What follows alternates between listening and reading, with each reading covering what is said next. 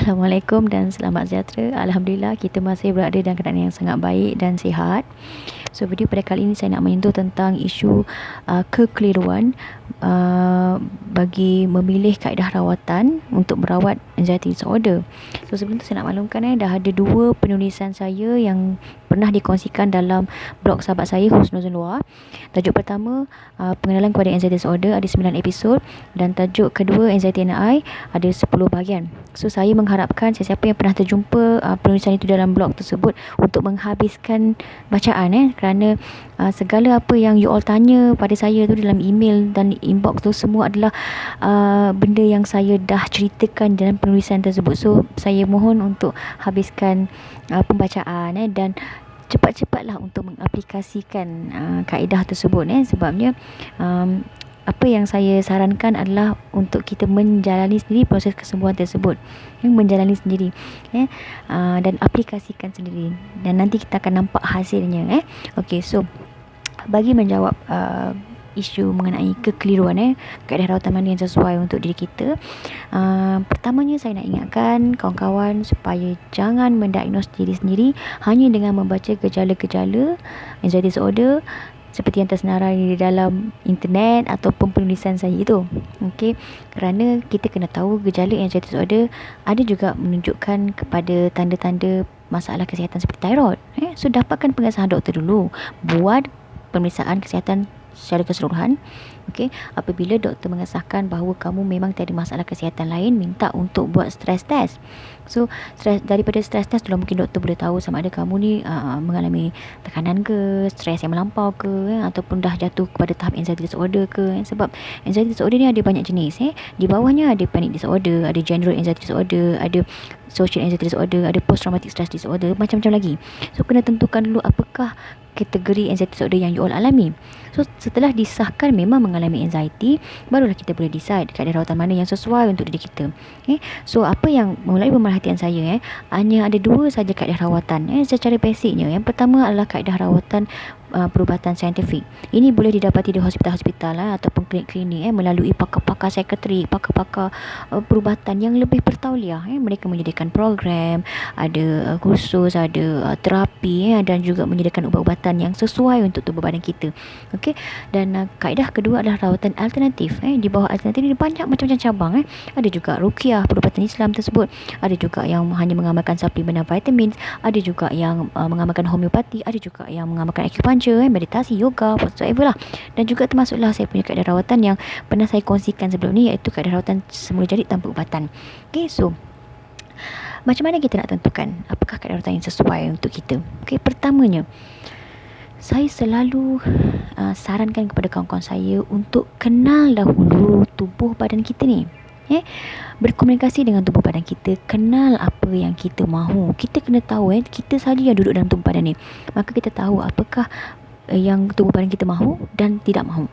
Jadi tanya dulu apakah yang kaedah-kaedah yang betul-betul sesuai dengan jiwa kita, dengan diri kita. Seterusnya beri keyakinan dan kepercayaan kepada kaedah rawatan tersebut. Saya boleh untuk kita meminta pandangan kawan-kawan apa tips, apa kaedah, banyak macam-macam boleh tetapi kita kena tahu tips dan kaedah yang kawan-kawan kita kongsikan itu adalah tips dan kaedah yang mereka sendiri pernah jalani, pengalaman mereka sendiri, dan itu berkesan kepada diri mereka. Tetapi untuk diri kita, apa yang berkesan untuk diri kita? Kita sendiri yang dapat tahu dan dapat kenal pasti. Jadi dalam memilih kaedah rawatan, kita perlu fikir apa yang betul-betul sesuai dengan diri kita, dan kita perlu bawa emosi kita, hati kita, perasaan kita, iaitu keyakinan kepercayaan kita terhadap pemilihan rawatan tersebut. Okey.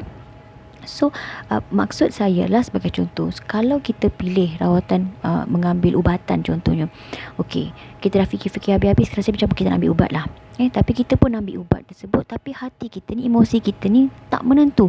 Kejap kata benda ni macam berkesan, kejap kata tak berkesan, kejap doktor fikir, kejap hatinya rasa macam tante beri kesan jangka panjang lah, apa benda lah. So macam-macam berbolak-balik fikiran hati tu, dia tak sejajar. Okay, so benda tu kita tak akan nampak hasil dia.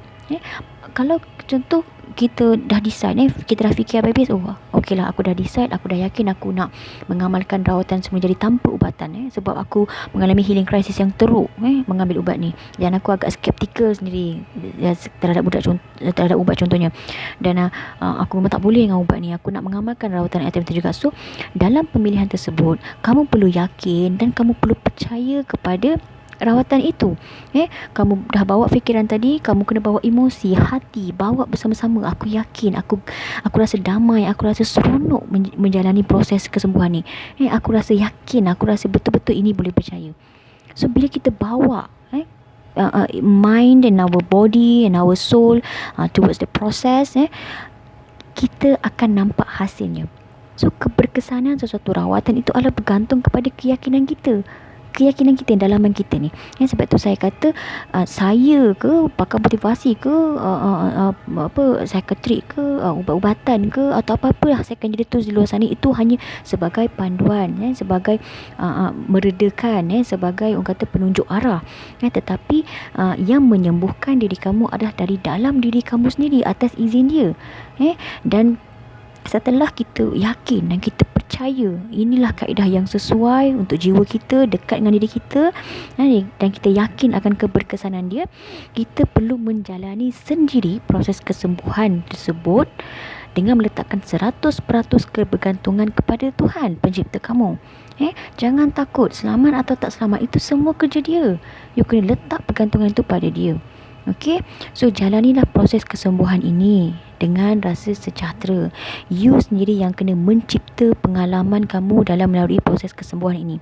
Apabila kamu sendiri melalui pengalaman kesembuhan tersebut, kemudian nanti kamu boleh menceritakan kepada orang lain bagaimana kamu pula boleh sembuh. Dan kamu minta kawan-kawan yang lain untuk mereka juga untuk decide sendiri apa yang sesuai dengan jiwa mereka.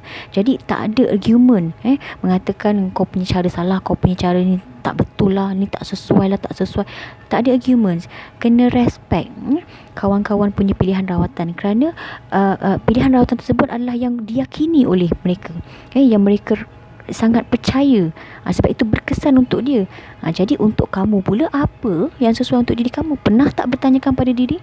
Daripada kita duduk tanya orang A, orang B, orang C, orang D, mereka pun ada 1001 kaedah dan tips. Kita pun beraya duk cuba semua satu benda ni, tapi satu pun tak berhasil. Sebab apa? Kita guna cara A, kita tak yakin, tak nampak hasil, kita dah bolak-balik, kita try pula yang B. Lepas tu tak nampak hasil, tak sabar, kita try pula yang C. Lama-lama kita akan bertahun-tahun duduk dalam kitaran mencari penawar saja. Sedangkan kita boleh untuk menetapkan hati kita pada satu kaedah dengan memberi kepercayaan, dengan memberi keyakinan yang bersungguh-sungguh terhadap kesan kepada kaedah rawatan tersebut. Dan insya-Allah dengan kebergantungan kita kepada Tuhan, dengan kita meminta daripada dia untuk berikan kita kekuatan dan kesabaran dalam proses kesembuhan itu, kita akan dapat mencapai apa yang kita mahu, iaitu kesembuhan. Jadi tak perlu risau-risau. Tuhan kita Maha Pengasih, Maha Penyayang. Kalau dia boleh bagi saya sembuh, dia pun boleh bagi you all semua sembuh. So saya simpulkan, yang pertama, jangan diagnose diri sendiri. Pergi buat rawatan, pergi buat pengesahan dulu. Kalau betul ada AD, anxiety, barulah kita decide sama ada nak gunakan rawatan saintifik, perubatan ataupun kaedah semula jadi. Kemudian pemilihan itu perlulah berdasarkan you punya mind and body, bawa bersama hati, perasaan, keyakinan, kepercayaan, bawa bersama. Kemudian jalanilah bersendiri dengan pergantungan terhadap Allah 100%. Okey, dan minta kekuatan kesabaran daripadanya, dan ciptalah pengalaman proses kesembuhan kalian semua. InsyaAllah semua akan baik-baik saja. Okey, so terima kasih kerana menonton. Assalamualaikum warahmatullahi wabarakatuh.